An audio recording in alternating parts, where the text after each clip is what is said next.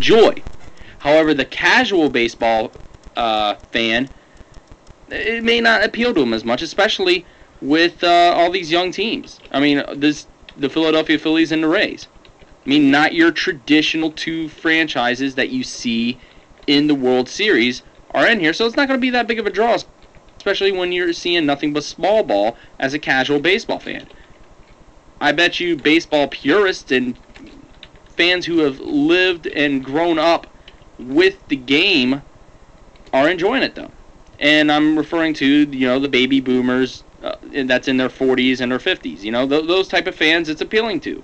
But for the young, casual baseball fan who likes to keep up with everything like myself, with everything else that's going on right now with the World Series, such as, that same night Ohio State and Penn State was playing on prime time. I'm watching that. I'm not going to stay up long enough after watching that to watch a 10 o'clock start that goes to 1:50 in the morning when it comes to Game 3. It's just not going to appeal to me that way. So I just thought I just wanted it to be, I just felt like it could have been pushed back. Just could have been pushed back a little bit. And JT, host of the Morning Sound Off, glad to see him in here as well. Yeah, baseball, maybe they did want, bigger name teams like the Red Sox or the Cardinals or even the Cubs in the World Series. So, it's just interesting how it would have been handled. Like I said, I personally myself would have handled it a different way, putting Game 3, postponing it to the following day. Because also, you think about it this way. You weren't contending with anything. There's no NFL on Sunday night. There's no Sunday night NFL game. You weren't competing with anything. So why not go ahead and push it back another day?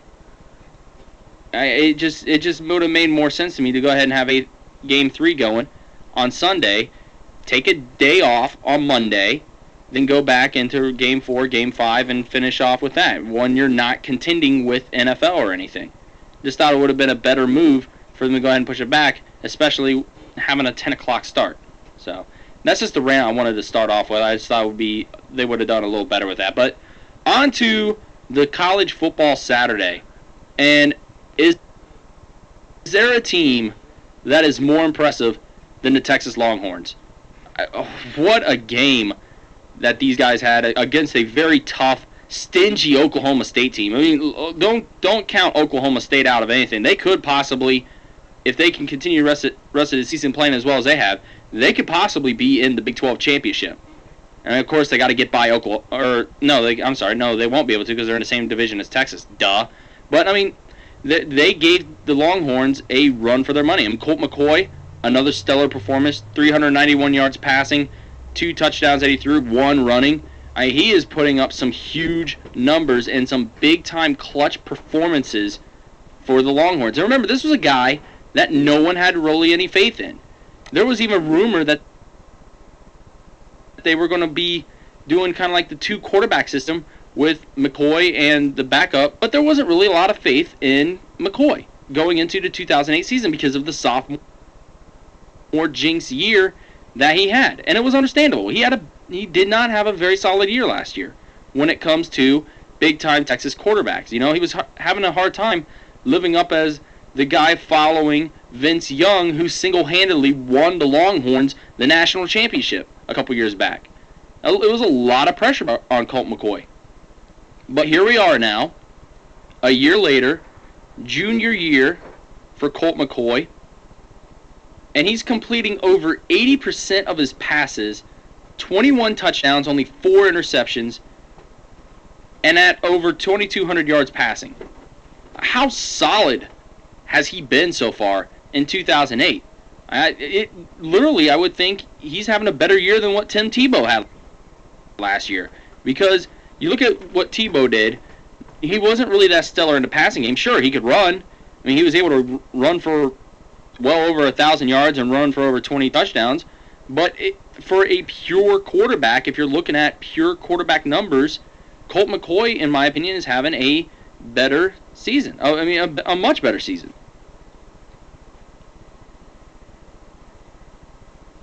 JT asking if the Longhorns can beat Missouri in the Big 12 championship. Well, it's going to be interesting because Missouri's lost 2 Big 12 games. Now, Kansas, I think, has lost 2 because they lost to Oklahoma and then they got obliterated by the Texas Tech Raiders, guns up. But the way they beat Missouri earlier this year regarding Texas, oh, yeah, definitely. Definitely they could. But back to, the Longhorns and how good they've been. I mean, they were able to beat out a stingy Oklahoma State team who is a lot better than what people thought they were going to be. It's a nice little program that Mike Gundy has got going for him over there regarding the Oklahoma State Cowboys. I mean, and they played a great game. And they're going to give other teams like that fits. But now the Longhorns, once again, another tough test coming up against the Texas Tech Red Raiders. And how phenomenal were they against Kansas? I mean, what a beatdown the Red Raiders put on the Jayhawks. And Todd not in today because he's with his family, but I'm pretty sure right now if he was sitting right beside me, he would be talking about how brilliant the Red Raiders were against the Jayhawks.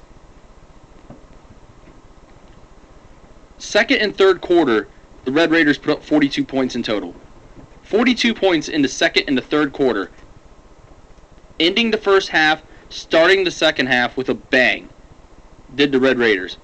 And Graham Harrell, phenomenal, 34-42, 386 yards, 5 touchdowns, no interceptions, which is a huge surprise regarding that type of offense. I mean, you figure an interception would have been thrown here and there, but, I mean, great game management from Graham Harrell.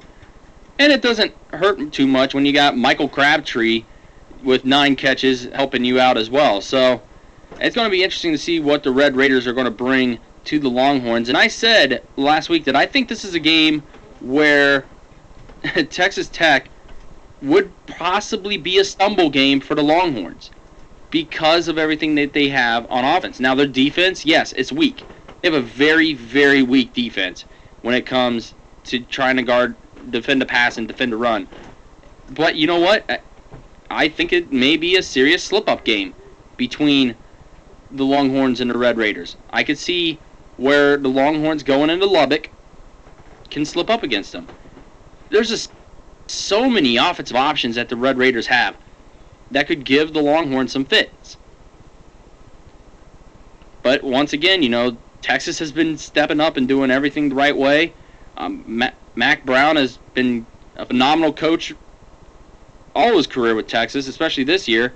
And I think the biggest difference from last year's Longhorns team to this year's Longhorns teams is the maturation of Colt McCoy. I mean, bottom line, plain and simple. I mean, you can't tell me that they have more playmakers on this year's Longhorn team than last year. And you can't tell me that. I mean, Jordan Shipley all of a sudden has emerged as a guy that can play some ball as well. And he's been solid.